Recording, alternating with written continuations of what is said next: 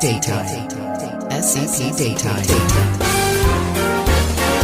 Well, it looks like it's going to be another fine day. Resistance is futile. Just simulate the day. Go ahead. Make my day. How was your day today? Did you have a good day today or a bad day today? Well, what kind of day was it? Well, I don't know. How about you? How was your day? We have a big show for you. Good luck, show boy. How old is two and away we go? That's the smartest thing I've heard all day. SCP Daytime.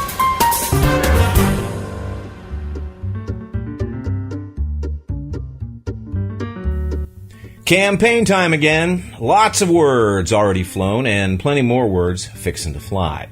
Here's a word you're not going to hear very much. Oratory.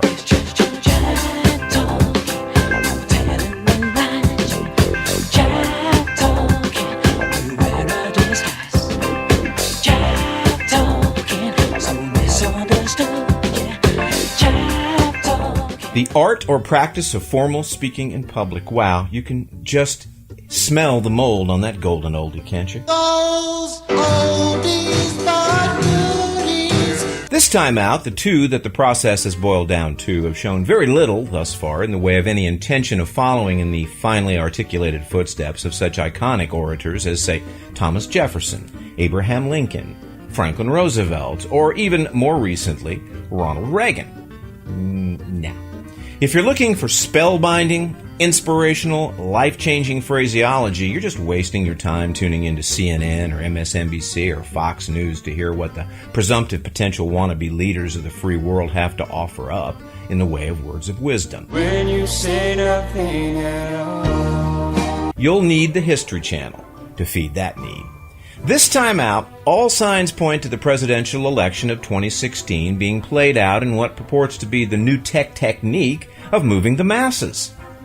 The tweet. The majesty of verbalizing the hopes, dreams, goals, and aspirations of an entire nation in 140 characters or less. Not so much a flowing river, more a squirt gun. And how, you might understandably wonder, is it possible to express the means to achieving those hopes, dreams, goals, and aspirations in a mere 140 characters? Well, the answer, turns out, requires only 15 of those 140. It's not possible. Which, as it also turns out, is just as well, because judging by the opening Twitter torrent, the tone and timbre of this race for the White House is going to be very short on lofty and very long on lambast. Short burst lambast, of course. Keep in mind, 140 characters. Donald's been a devoted tweeter for quite a while now. And while Hillary came a little late to the party, she apparently has some Twitter-savvy surrogates on staff who have minimized the length of her learning curve.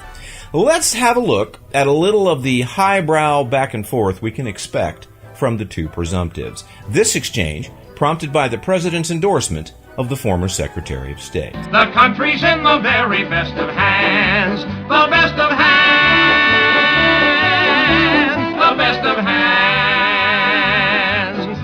Well, it ain't exactly 7 years ago. Hillary didn't let any grass grow getting down with the D-man. The best of hands. Ooh, smack. The few remaining kids who haven't moved on to Kick and left Twitter, like Facebook and Instagram, among others, to old people, would explain that what Hillary said translates out to, you're irrelevant and so lacking in savvy, you should just shut it down and give it up. Dude. That is so lame. Donald, predictably, volleyed venomously.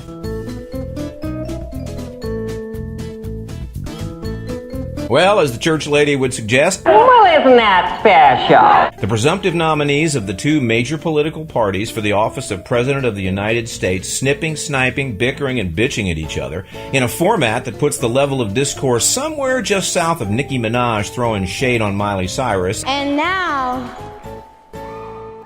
back to this bitch that had a lot to say about me the other day in the press. Miley, what's good?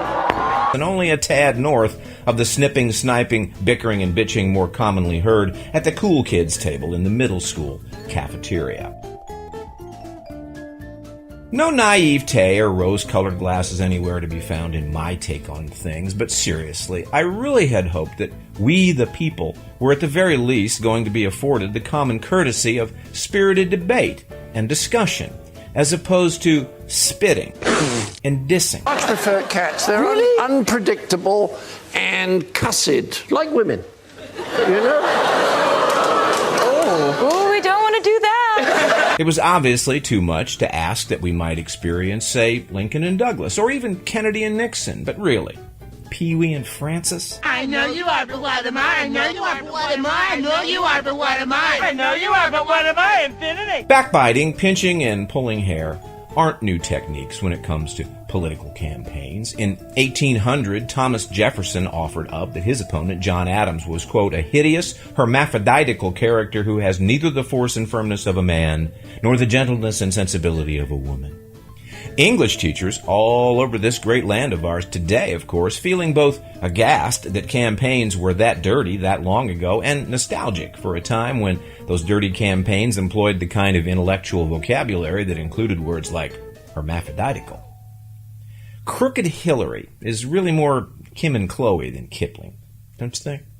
Speaking of Lincoln and Douglas, meanwhile, their 1860 war dance included Douglas's description of his soon-to-be immortalized adversary as, quote, the leanest, lankest, most ungainly mass of legs and arms and hatchet face ever strung on a single frame, unquote. Well, emancipate that dude. Couple of things worth noting, though, when it comes to presidential potshots of the past. In Jefferson's case, he at least had the good sense to hire somebody to print with poison pen, making at least an effort to appear statesmanlike as opposed to Street Fighter-like. And Douglas? Well, the fact that 150 years later, almost anyone can tell you who Abraham Lincoln was and who the Kardashians are, but bet your lean, lank, ungainly mass of legs nobody has a clue as to who Stephen Douglas was. Food for thought. Donald. I'm only helping. I'm admittedly a romantic when it comes to ye olde quests for ye olde castle at 1600 Pennsylvania, and as a result tend to feel a little extra cheated that the campaign this year can't be more like, say, Campaign 60, when the young, dashing, upstart junior senator from Massachusetts crossed swift but civilized swords with the swarthy, someday-to-be disgraced Vice President of the United States. And even if Nixon and Kennedy had the technology that we all enjoy, or have inflicted upon us, as the case may be, I have a hard time picturing exchange between the two along these maximum number of character lines.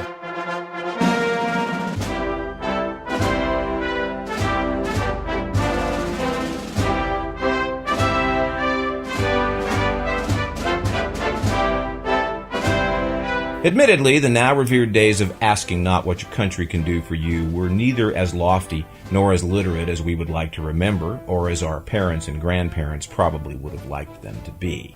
But in 1960, not to mention 1860 and 1800, the venom and vitriol and low-bull cheap shot shit stayed pretty much on the down low, if only because America had yet to become a nation of websites and blog sites and logging on and instant access to posting and tweeting and biting and pinching and pulling hair. In 2016, America has become that nation. That's so very, very sad.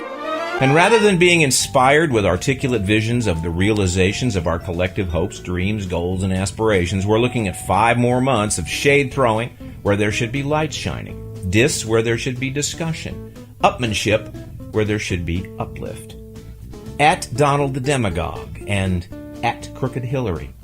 As the other nations of the world, as well as our own kids, the future generations of leadership log on and check out what's up with Decision 2016, all they're going to find is a throwdown where a best man or woman winning should be.